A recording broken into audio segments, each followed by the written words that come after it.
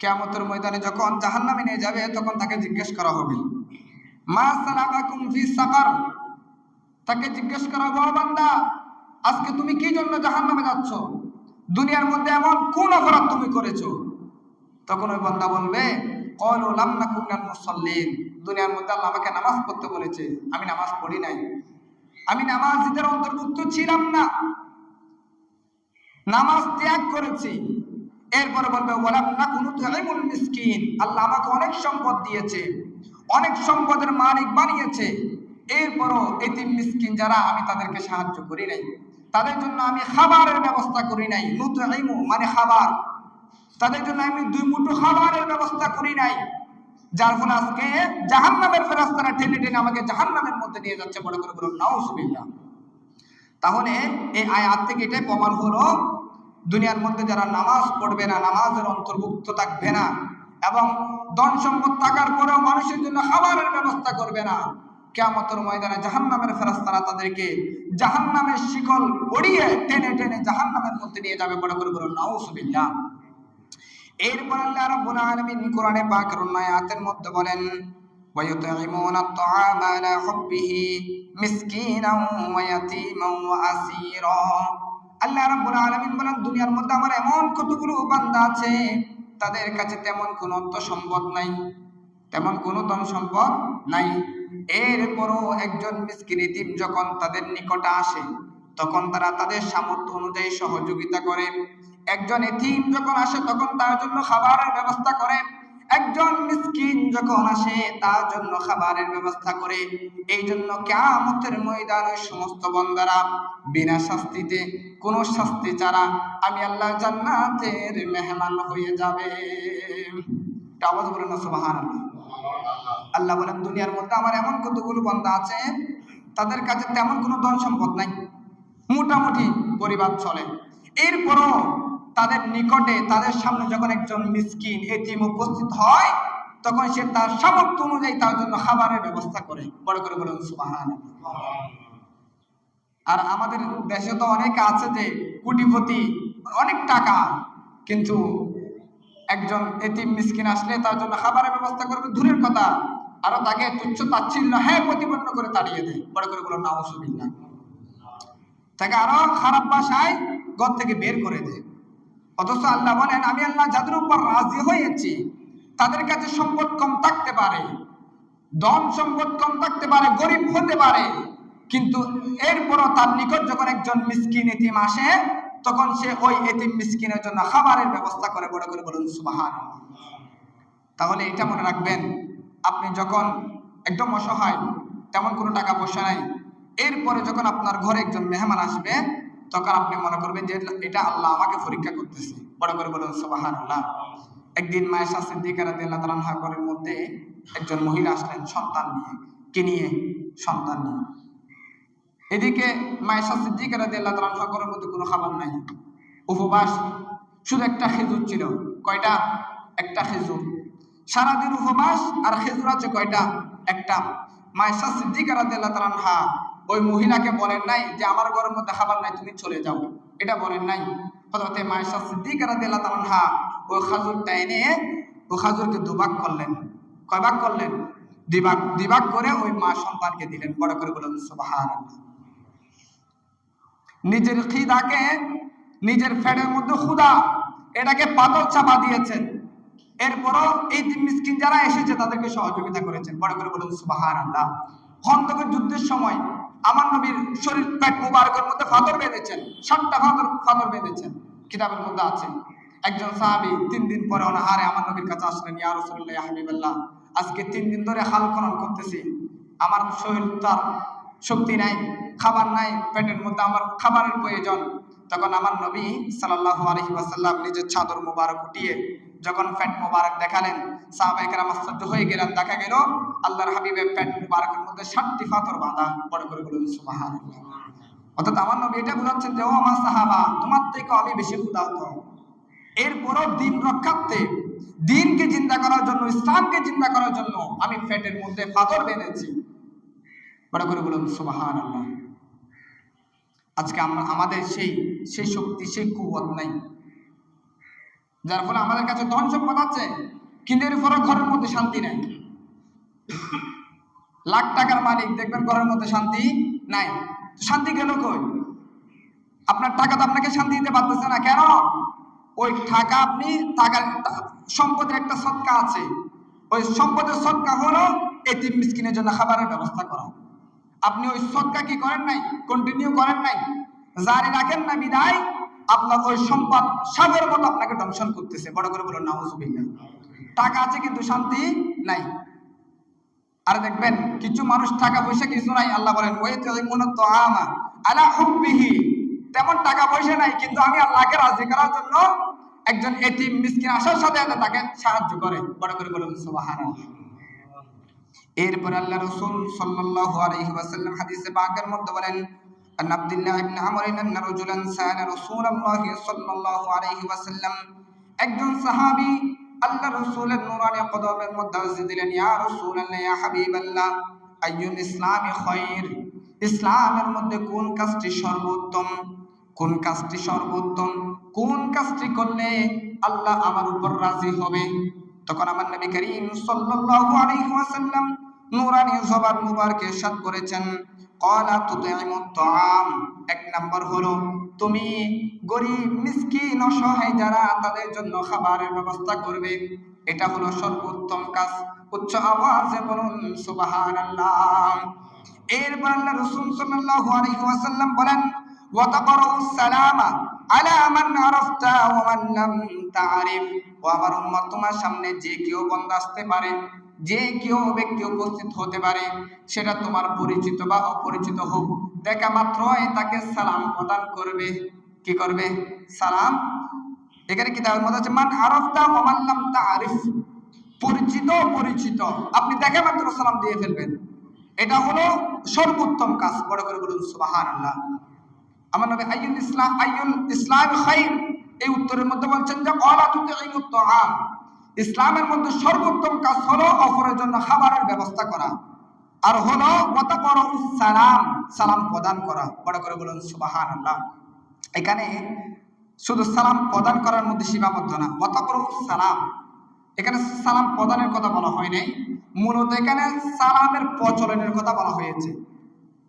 যেমন আপনি ঘরের মধ্যে নিজেও সালাম দিবেন এবং সন্তানকেও সালামের শিক্ষা দিবেন, নিজের স্ত্রীকে সালামের শিক্ষা দিবেন, নিজের নাতিকে সালামের শিক্ষা দিবেন এবং সমাজের মধ্যে সালামের প্রচলন করবেন। এটা হলো ওয়া তাকরাউস সালাম। বড় করে বলুন সুবহানাল্লাহ। আল্লাহ বলেন, ও বান্দা, সালামের মধ্যে যাবতীয় শান্তি, শুধু সালাম নিজে দিলেও হবে না, ঘরের মধ্যে সালামের প্রচলন করতে হবে, সমাজের মধ্যে করতে হবে, তাহলে ঘর এবং সমাজ উভয় জায়গার মধ্যে শান্তি বিরাজ করবে। বড় করে বলুন সুবহানাল্লাহ। তাহলে পরিচিত অপরিচিত, মান আরাফতা ওয়া মান লাম তা'রিফ, পরিচিত হোক বা অপরিচিত হোক, দেখা মাত্র কি দিবেন? সালাম দিয়ে দিবেন। এই সালাম দেওয়ার মাধ্যমে আপনি অনেক সওয়াব ইনকাম করবেন, পাশাপাশি এই সালাম আপনার গুনার কাফারা হয়ে যাবে। বড় করে বলুন সুবহানাল্লাহ। এরপরে হাদিসে পাকের মধ্যে বলেন, ওয়ানহু ক্বালা ক্বালা রাসূলুল্লাহ সাল্লাল্লাহু আলাইহি ওয়াসাল্লাম, উ'বুদুর রহমান ওয়া আত'ইমুত তা'আমা ওয়া আফশুস সালামা তাদখুলুল জান্নাতা বিসালাম। আল্লাহ রাসূল সাল্লাল্লাহু আলাইহি ওয়াসাল্লাম বলেন, উম্মত, তোমরা যদি শাস্তি ছাড়া, কি ছাড়া? শাস্তি ছাড়া, বিসালাম, শান্তিতে যদি আল্লাহ জান্নাতের মেহমান হতে চাও, তাহলে তিনটি কাজ করবে। কয়টি কাজ? তিনটি কাজ। এক নাম্বার হলো উ'বুদুর রহমান, আল্লাহর ইবাদত করা। এই আল্লাহর ইবাদত করার ক্ষেত্রে কোনো রিয়া থাকতে পারবে না, কোনো লৌকিকতা থাকতে পারবে না, লোক দেখানো, মানুষ দেখানো, এই কাজগুলো করলে কখনো আল্লাহকে রাজি করা যাবে না। সে ইসলামের মধ্যে বলছে আপনি ডান হাতে দান করবেন যাতে বাম হাতে খবর না পায়, ডান হাতে দেওয়ার সাথে সাথে বাম হাতের মধ্যে কি না হয়, খবর না হয়, এভাবে করে দান করুন। বড় করে বলুন সুবহানাল্লাহ। সেন আল্লাহ বলেন, আল্লাহ হাবিব বলেন, উ'বুদুর রহমান, তোমরা আল্লাহর ইবাদত করো রিয়া মুক্ত। কি মুক্ত? রিয়া মুক্ত। মানুষ দেখানো, নামাজ, রোজা, হজ, যাকাত, দান, সদকা যাই করেন না কেন, কোনো ইবাদত কবুল হবে না। যদি একমাত্র আল্লাহকে রাজি করার জন্য আপনি ইবাদত করেন, ওই ইবাদত একদিকে সওয়াব হবে, অন্যদিকে আপনার গুনাহ মাফ হবে, তৃতীয়ত এটা ওই আমলটা আপনার জান্নাতে যাওয়ার সহায়ক হবে, উসিলা হবে। বড় করে বলুন সুবহানাল্লাহ। কিয়ামতের ময়দানে গিয়ে 1200 জন তাবের মধ্যে আপনাকে দাঁড়াতে হবে না, এই যে আপনি দুনিয়ার মধ্যে দান সদকা করলেন, ওইগুলো আপনাকে সাওয়ারি করে জান্নাতে নিয়ে যাবে। বড় করে বলুন সুবহানাল্লাহ। এগুলোই তো জান্নাতে যাওয়ার এক একটা উসিলা, এক একটা মাধ্যম, এক একটা বাহন। এই বাহনগুলো আপনাকে সাওয়ারি করে জান্নাতে নিয়ে যাবে।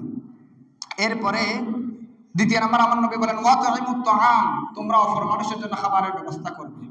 এক নাম্বার ওয়াবুদুর রহমান, আল্লাহর ইবাদত করবে। দ্বিতীয় নাম্বার ওয়াতাইমুত তাআম, অপরের জন্য খাবারের ব্যবস্থা করবে। ওয়া আফশুস সালাম, তৃতীয় নাম্বার তোমরা সালামের প্রচলন করবে। তাহলে তাদখুলুল জান্নাতা বিসালাম, নিরাপদে তোমরা জান্নাতে পৌঁছে যাবে। বড় করে বলুন সুবহানাল্লাহ। তাদখুলুল জান্নাতা বিসালাম, কোনো শাস্তি ছাড়া, কোনো বিচার ছাড়া, একদম নিরাপদে, ভয় ছাড়া। আল্লাহর ওলিদের ক্ষেত্রে যেমনি ভাবে বলা হয়েছে লা খাউফুন আলাইহিম ওয়া লা হুম ইয়াহজানুন, আল্লাহর ওলিরা কিয়ামতের ময়দানের মধ্যে ভয়ে ইয়া নফসি নফসি পাঠ করবে না, কারণ কিয়ামতের ময়দানে তাদের অন্তরে ভয় কাজ করবে না। আল্লাহ আগেভাগে ঘোষণা দিয়েছেন লা খাউফুন, তাদের অন্তরে কোনো ভয় কাজ করবে না। ঠিক তেমনি ভাবে যারা এই তিনটি কাজ করবে, ওয়াবুদুর রহমান, আল্লাহর ইবাদত, ওয়া তাইমুত তাআম, এবং অপরের জন্য খাবারের ব্যবস্থা, ওয়া আফসুস সালাম, সালামের প্রচলন, এই তিনটা কাজ যারা করবে তাদখুলুল জান্নাতা বিসালাম, তারা নিরাপদে শাস্তি ছাড়া আল্লাহ জান্নাতের মেহমান হয়ে যাবে। বড় করে বলুন সুবহানাল্লাহ। সে নামে হইল আগেও বলেছি মনে হয়, হুজুর গৌসুল আজম মেজবান্ডারির একটা উসুলে সাবা আছে। এই উসুলে সাবার প্রথম হচ্ছে ফানা আনিল খালক, আত্মনির্ভরশীল হওয়া। কি হওয়া? আত্মনির্ভরশীল হওয়া। অর্থাৎ এই ফানা আনিল খালককে যদি আপনি ব্যাখ্যা করেন, তখন আপনি সেখানে পাবেন আপনার যে টাকা, ওগুলোকে 3 ভাগ করতে হবে। আমি গত জুমার মতো বলেছিলাম মনে হয়। আপনার যেই সম্পদ, এগুলোকে 3 ভাগ করবেন। 1 ভাগ নিজের জন্য রেখে দিবেন আগে। কার জন্য? নিজের জন্য। আরেক ভাগ নিজের পরিবারকে দিবেন। কাকে দিবেন? নিজের পরিবারকে। এরপরে আরেক ভাগ আত্মীয় স্বজন, গরিব মিসকিন যারা, তাদের মাঝে বন্টন করে দিবেন। বড় করে বলুন সুবহানাল্লাহ। তাহলে কয় ভাগ করবেন? 3 ভাগ। 1 ভাগ নিজের জন্য রাখবেন। বর্তমান সময় নিজের জন্য না রাখলেও কি খেতে হয় শেষে? দেখ আমি সেদিকে যাচ্ছি না। নিজের জন্য আগে রেখে দিবেন, নিজের কুমো শক্ত করতে হবে আগে। এরপর আরেক ভাগ পরিবারকে দিয়ে দিবেন, ভাই আত্মীয় স্বজন যারা আছে তাদেরকে দিবেন। তৃতীয় নাম্বার আপনার নিকটতম বাহিরের আত্মীয় যারা, তারা এবং এতিম মিসকিন যারা, তাদেরকে সাহায্য করবেন।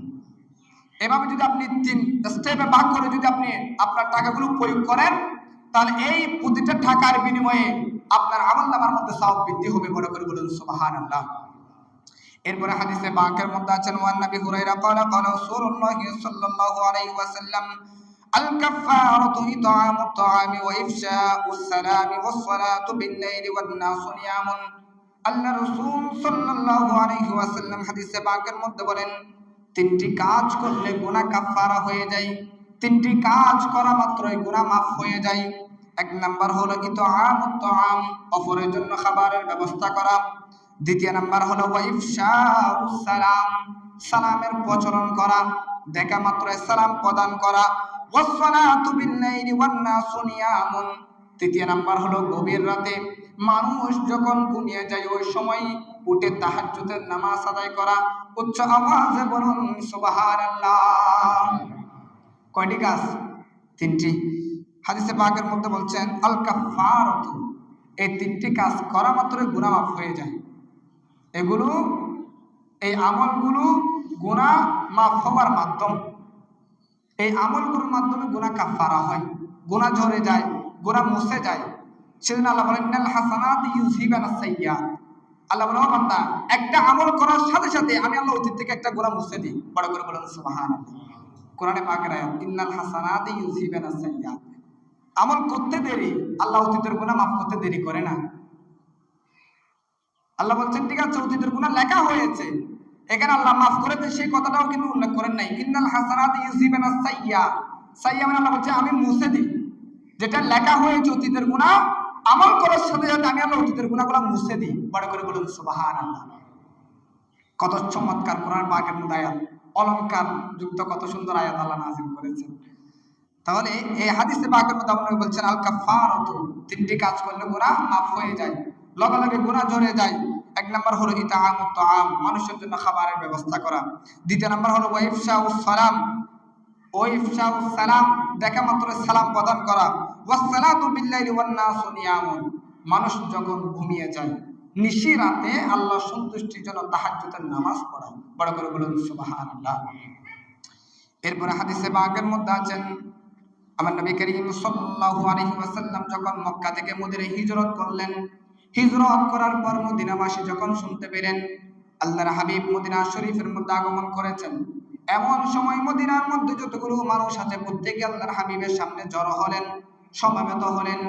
এরপর আল্লাহ রাসূল সাল্লাল্লাহু আলাইহি ওয়াসাল্লাম একটি ভাষণ দিয়েছেন, ইয়া আইয়ুহান নাস, হে মানব জাতি শুনো, আফশুস সালাম, সর্বপ্রথম তোমরা সালামের প্রচলন করো, ওয়া তুইমুত তাআম, এবং খাবারের ব্যবস্থা করো, ওয়াসাল্লু ওয়ান নাসু নিয়ামুন তাদখুলুল জান্নাতা বিসালাম, নিরাপদে জান্নাতে যাওয়ার জন্য বেশি বেশি তাহাজ্জুদের নামাজ আদায় করো। উচ্চ আওয়াজে বলুন সুবহানাল্লাহ। কয়টি কাজ? তিনটি কাজ। আফশুস সালাম, সালাম দেওয়া, ওয়া তুইমুত তাআম, খাবারের ব্যবস্থা করা, ওয়াসাল্লু ওয়ান নাসু নিয়ামুন তাদখুলুল জান্নাতা বিসালাম, এবং তাহাজ্জুদের নামাজ পড়া। এই তিনটা কাজ করলে আল্লাহর হাবিব বলেন নিরাপদে শাস্তি ছাড়া জান্নাতে চলে যাবে। বড় করে বলুন সুবহানাল্লাহ। এখানের মধ্যে হাদিসের রেফারেন্সের মধ্যে এসেছেন যে আপনি অপরকে খাবার খাওয়ানোর ফলে বা অপরকে আহার করানোর ফলে আপনি যে কতটুকু নিয়ামত পাবেন। দেখেন, অপরকে খাবার খাওয়ানোর পরে বা আহার করানোর পরে আপনি অনেকগুলো নিয়ামত পাবেন। এর মধ্যে এক নাম্বার হলো অপরকে খাওয়ানোর মাধ্যমে আল্লাহকে রাজি করা যায়। কি করা যায়? আল্লাহকে রাজি করা যায়। দ্বিতীয় নাম্বার, কোরআন এবং হাদিসের পাকের অসংখ্য জায়গার মধ্যে এসেছেন অপরকে খাবার খাওয়ানোর সাথে সাথে যে ব্যক্তি খাবার আহার করিয়েছেন আল্লাহ তার অতীতের গুনাহ মাফ করে দেয়। বড় করে বলুন সুবহানাল্লাহ। তৃতীয় নাম্বার, ওই খাবার গ্রহণের ক্ষেত্রে আপনি যত সম্পদ ব্যয় করলেন ওই সম্পদের বিনিময়ে আপনার অতীতের সম্পদগুলো পবিত্র হয়। কি হয়? পবিত্র হয়। বড় করে বলুন সুবহানাল্লাহ। এরপরে যাকে আপনি খাবার আহার করায় তার একটা রূহ দোয়া, অন্তরের দোয়া সদা সর্বদা আপনার উপর শামিল হাল হয়। নয় কিতাবের মধ্যে আছে অন্তরের দোয়ায় তকদির পর্যন্ত পরিবর্তন হয়ে যায়। কি হয়ে যায়? আপনার তকদির আছে আপনি আমিরহাট যাওয়ার ক্ষেত্রে বা হাটাজায় যাওয়ার ক্ষেত্রে অ্যাক্সিডেন্ট করবেন। কি করবেন? অ্যাক্সিডেন্ট। কিন্তু এর আগে একজন অসহায় এতিম মিসকিনকে আপনি 10 টাকা দান করে গেলেন বা একজনের জন্য কিছু খাবারের ব্যবস্থা করে গেলেন। কিতাবের মধ্যে আছে ওই ব্যক্তি খাবার গ্রহণ করার পরে তার অন্তর থেকে যে দোয়া বের হয় ওই দোয়ার কারণে ওই যে আপনি অ্যাক্সিডেন্ট হবেন ওই অ্যাক্সিডেন্ট ওই তকদির পরিবর্তন হয়ে যায়। আল্লাহ ওই অ্যাক্সিডেন্ট থেকে আপনাকে রক্ষা করে। বড় করে বলুন সুবহানাল্লাহ। তাহলে অন্তরের দোয়ার বদৌলতে তকদির পরিবর্তন হয়ে যায়। অনেকগুলো নিয়ামত আছে আরো। সেজন্য আপনি একজনকে টাকা দিলেন, মনে করেন এখানে তো আজকে তো যেহেতু ওয়াতিমুত তাআম, খাবারের ব্যবস্থা, খাবারের কথা এসেছে। আপনি একজনকে 10 টাকা দিলেন, সে বলবে ইস যদি আমি 20 টাকা পাইতাম, ঠিক কিনা? 100 টাকা দিলেন, তখন সে বলবে না আমি যদি 200 টাকা পাইতাম। কিন্তু আপনি যখন একজনকে তৃপ্তি সহকারে খাবার আহার করাবেন, খাবারের ব্যবস্থা করে দেবেন, এরপরে যদি আপনি তাকে আরো উন্নত মানের খাবার দেন, সে বলবে না না ভাই আমি আর পারবো না, আমার পেট কি লোড, আমি আর খাইতে পারবো না। তখন অটোমেটিক তার অন্তর থেকে একটা দোয়া বের হবে, সেটা মুখ দিয়ে বলতে হয় না। যেমন আল্লাহর হাবিব সাল্লাল্লাহু আলাইহি ওয়াসাল্লাম দুনিয়ার মধ্যে আগমন করার আরো অনেক আগে একজন মহিলা, ওই মহিলা কিন্তু অনেক খারাপ ছিল। কি ছিল? অনেক খারাপ ছিল। একদিন একটা কুকুর তৃষ্ণার্ত, ও পানির জন্য উনি ওনার ললাট বের করতেছে। কি বের করতেছে? ললাট বের করতেছে। ওই মহিলা অনেক দূর থেকে লক্ষ্য করলেন যে এই কুকুরের পানির প্রয়োজন, এই কুকুরটার পানির প্রয়োজন। তখন ওই মহিলা একটা উৎস থেকে ওনার উন্না ছিল, উন্না এরকম নিচে দিয়ে উনি কিছু পানি ওই উৎস থেকে নিয়ে ওই কুকুরকে পান করালেন। হাদিসে পাকের মধ্যে আমার নবী ঘোষণা দিলেন যে ওই যে আমি আসার অনেক আগে যে একজন মহিলা কুকুরকে পানি পান করিয়েছে, কিয়ামতের ময়দানে ওই মহিলা ওই কুকুরের দোয়ায় জান্নাতে চলে যাবে। বড় করে বলেন সুবহানাল্লাহ। পানি পান করার পরে ওই কুকুরের অন্তর থেকে যে দোয়া বের হয়েছে, কুকুর কিন্তু মুখে বলতে হয় নাই, কিন্তু অন্তর থেকে যে দোয়া বের হয়েছে ওই দোয়াটা আল্লাহ দরবারে এত বেশি মকবুল হয়েছে যে আল্লাহ তাকে জান্নাতে বানিয়ে দেবে। বড় করে বলেন সুবহানাল্লাহ। তাহলে অনেক সময় দোয়া মুখে বলতে হয় না, অন্তর থেকে যে দোয়া বের হয় ওই দোয়ার তকদির পর্যন্ত পরিবর্তন হয়ে যায়। তকদির কিন্তু যেমন তেমন দোয়াতে পরিবর্তন হয় না। একটা মার দোয়ায় পরিবর্তন হয়, দ্বিতীয়ত ফির মুর্শিদের দোয়ায় পরিবর্তন হয়, আরেকটা হলো অপরকে খাবারের মাধ্যমে তকদির পরিবর্তন হয়। সেজন্য অপরের জন্য খাবারের ব্যবস্থা করবেন, যেহেতু সময় সংক্ষেপ। আর অনেক হাদিস আছে, একটা দুইটা না, অনেক হাদিস। আর এক হাদিসে বাগের মধ্যে আছে, যে ব্যক্তি দুনিয়ার মধ্যে অপর একজন মানুষকে তৃপ্তি সহকারে খাবার আহার করাবে বা পানি পান করাবে, কিয়ামতের ময়দানে আল্লাহ তাকে জান্নাতি ফল খাবার সুযোগ করে দেবে। বড় করে বলুন সুবহানাল্লাহ। কিয়ামতের ময়দানে ফেরেশতারা তার সামনে জান্নাতি ফল নিয়ে ঘোরাঘুরি করবে। এই যে দুনিয়ার মধ্যে আপনি অপর একজনের জন্য খাবারের ব্যবস্থা করলেন, সেজন্য কিয়ামতের ময়দানে ফেরেশতারা আপনার সামনে জান্নাতি ফলমূল নিয়ে আপনার জন্য দাঁড়িয়ে থাকবে। বড় করে বলুন সুবহানাল্লাহ। সেজন্য যাদের সামর্থ্য আছে খাবারের ব্যবস্থা করবেন। একটু আগে যে আয়াত আল্লাহ বলছেন যে ওয়াইতুইমুনা তুআমা আলা হুব্বিহি মিসকিনা ওয়া ইয়াতীমা ওয়া আসীরা, আমার এমন কতগুলো বান্দা আছে তাদের কাছে তেমন কোনো সামর্থ্য নাই, তেমন কিনা সামর্থ্য নাই, এরপরও একজন এতিম মিসকিন দেখার সাথে সাথে তার জন্য খাবারের ব্যবস্থা করে। বড় করে বলুন সুবহানাল্লাহ। একজন ফকির আপনার ঘরের সামনে আসলো, আপনি যা দিয়ে আপনি খাবার গ্রহণ করলেন তা দিয়ে আপনি তার জন্য একটু খাবারের ব্যবস্থা করেন। এর মাধ্যমে আপনার বিপদ কেটে যাবে, বলা মুসিবত কেটে যাবে, আপনার তকদির পরিবর্তন হয়ে যাবে, আমলনামা বৃদ্ধি পাবে, আপনার অতীতের গুনাহ মাফ হয়ে যাবে। বড় করে বলুন সুবহানাল্লাহ।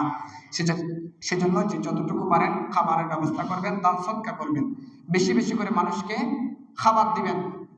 সে বখিল, আল বখিল আদুবুল্লাহ, যারা বখিল, একদম বখিল, কৃপণ, যারা কৃপণ দরজা পর্যন্ত খুলে না, আল্লাহ বলে আল বখিল আদুবুল্লাহ, তারা আমি আল্লাহর শত্রু। যারা বখিল তারা আমি আল্লাহর কি শত্রু। সেজন্য বখিল কখনো জান্নাতে যাবে না, কারণ বখিলের জায়গা তো জান্নাতে না বাবা, জান্নাত হচ্ছে নিয়ামতের উপরন্ত ভান্ডার। সেখানে যারা দুনিয়ার মধ্যে যারা দয়া দেখাবে, লা ইয়ারহামুল্লাহু মান লা ইয়ারহামুন নাস, আল্লাহ বলে দুনিয়ার মধ্যে যারা মানুষকে দয়া করবে, কিয়ামতের ময়দানে আমি আল্লাহ তাদের প্রতি দয়া করব। দয়া বলতে আল্লাহ তাদেরকে ডেকে ডেকে জান্নাতে পাঠিয়ে দেবে। বড় করে বলুন সুবহানাল্লাহ। আর যারা বখিল তাদেরকে জাহান্নামে প্রেরণ করবে। সেজন্য আল্লাহ পাক জাল্লাহু আলাইহি আমাদের প্রত্যেককে এই যে, যেহেতু উত্তরসত্তার মানুষ, মাশাআল্লাহ, এটা তো বলতে হয় না, খাবারের জন্য নয় কিন্তু অনেক এগিয়ে, এক নম্বরে এরা আউজানের মতো উত্তরসত্তার মানুষ। দেখে মাত্র খাবারের ব্যবস্থাকে কতগুলো মেজবান, এখানে যে মেজবান হয় আমার মনে হয় সারা বাংলাদেশের মতো হয় না, এত ঘন ঘন মেজবান। আল্লাহ তৌফিক দিয়েছেন, খাওয়াচ্ছেন, আল্লাহ আরো রিজিক বাড়াই দিচ্ছে। বড় করে বলুন সুবহানাল্লাহ।